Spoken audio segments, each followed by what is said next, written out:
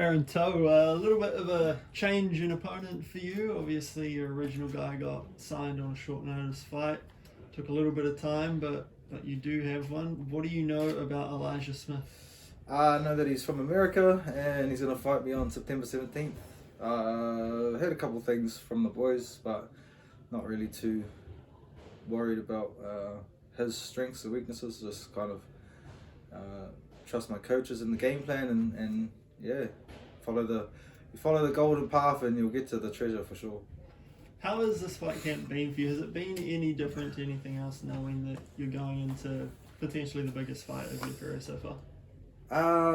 Yes and no. Like in a weird way it is, in a weird way it's not. Like obviously every single fight I've had has been the biggest fight of my career, so I'm kind of used to that pressure, and fighting is fighting to me. Like where I do it and who I do it in front of, it doesn't really affect how I see that interaction, that moment in time. But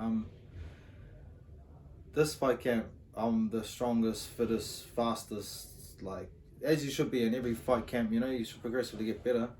But my weight's good. Like there's nothing that is of problem. Like, you know, usually something that you got like niggly injuries, or like sometimes if it's late notice fight, your weight's not where it should be. But for this, the most prepared I've ever been ever, and as a martial artist, as a fighter, yeah, I feel like I've got all the bases covered. So mind, body and spirit, brother, we're ready.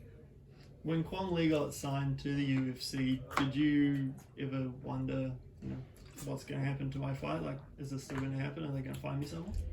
Nah, not my job. It's above my pay grade, bro. I just stick to the simple like game, and I just asked Eugene. I was like, hey, do you know about this? He just said business as usual. So I just took that lead, and yeah, it's just stayed the path. We've seen this season already a few guys from down under being signed. Pretty big season for this side of the world, with 5 of you guys fighting on the card. Like, how has it been seeing the other guys get their opportunities in the last few weeks? It's definitely made it a lot more real.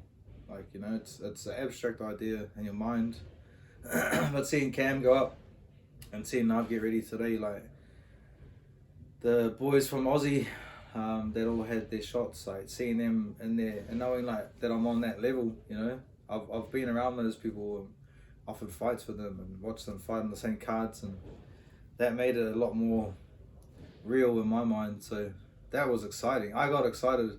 I think we watched Cam's fight and then coming and did Spider, and me and Nav were just chomping at the bit, like just to see our friend in there doing what he loves and like getting his opportunity. Yeah, it just sparked something else inside of us, especially Nav. That's the happiest I've seen Nav, like, to want to do a Spider. No one really gets excited for it, but you know, when you're that close to pulling the trigger, like, it just lights you up. What will it mean to you to, I guess, get on that worldwide stage? Oh, I mean everything. It's the accumulation of my entire life, really. All the things that I've had to learn and adjust, and all the sacrifices I've made along the way, all the people I've, had to let down just to stay this path. Yeah, I'm gonna be over the moon when I get that contract.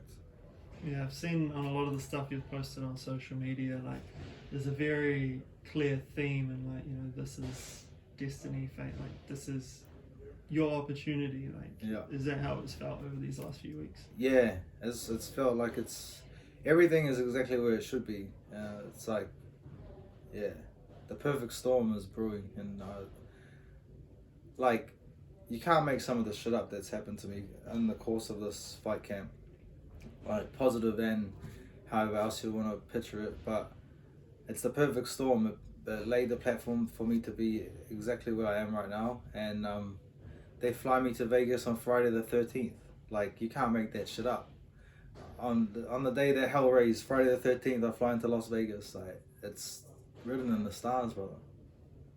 When you mentioned some of the stuff you've gone through this camp, did you want to expand on that, or leave that for after the fight? Nah, not really. Like, it's all noise at the end of the day. It's a distraction, and things want to distract you, and it's up to you whether you use that as fuel or as a reason to give up, I've just let it all accumulate as fuel, and yeah, my tank's full, brother. It's pouring out the edges, really.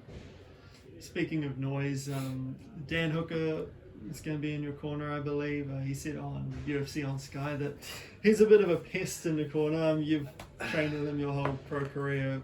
What is it like having him in the corner, and how nice will it be to have him there with you for this moment? Yeah, fuck it.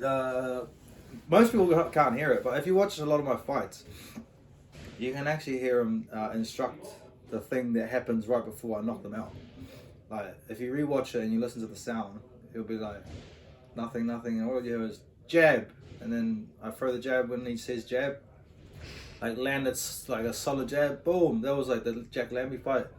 I circled out, he seen that, like the position I was in, he just said jab, and I bridged straight, boom, rocked the dude, hit him with that overhand, and then, you know, that was the beginning of the end. And then obviously like the Arsenal X fights, you can hear him quite clearly, like high lead hand, or he doesn't understand the distance, like just simple phrases like that. And I know exactly what he means. I know the exact picture that he's trying to paint for me, and yeah, it's definitely going to be a massive factor having him in my corner. It's going to be cool to realize that dream with him, because he pretty much helped me create it. Yeah. You've got the opportunity to become the first fighter in the UFC with Mata Order. What sort of response are you expecting from the American crowd? It's an Israel Adesanya style thing. You're polar. People will pick their side, you know. However they see it, how from the relationship they have with themselves, that they will pick a positive or negative spin on whatever they think this is. That just creates conversation. That just creates more avenues for us to expand the world's knowledge of Te Ao Māori and what a mata order is, and you know, that's just going to create, on both sides, negative people are going to have their say, and it's going to allow for conversations that we can have to enlighten and educate people, and then other positive conversations are going to come from like indigenous people from all around the world, and it'll just promote our culture in a positive light, no matter what, you know. That's one thing that I rest in peace to the Māori King. Like, one thing that he said in one of his speeches, he was just like, you just gotta be Māori, you gotta speak our reo, we gotta, you know, uphold our customs, we gotta just be Māori, and by doing that we will keep our culture. And yeah, just it's a privilege to be able to carry this into the world stage and have the opportunity to share this part of myself and this part of our culture and our way with the world. It's cool. Yeah, excellent, man. Just lastly, what is it that you want to show? I just want to remind the world where the greatest warriors on earth come from.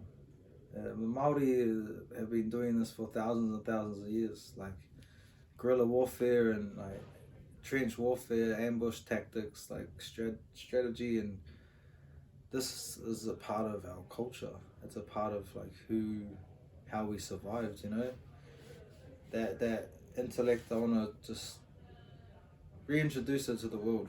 And I was saying in one of my other interviews, they think that they're welcoming me into the UFC. I'm there to welcome them back to the Rama Tumatoinga. Like, we've been here for thousands of years. It's like, yous are coming to me, not the other way around. Excellent, man. I'll leave it there.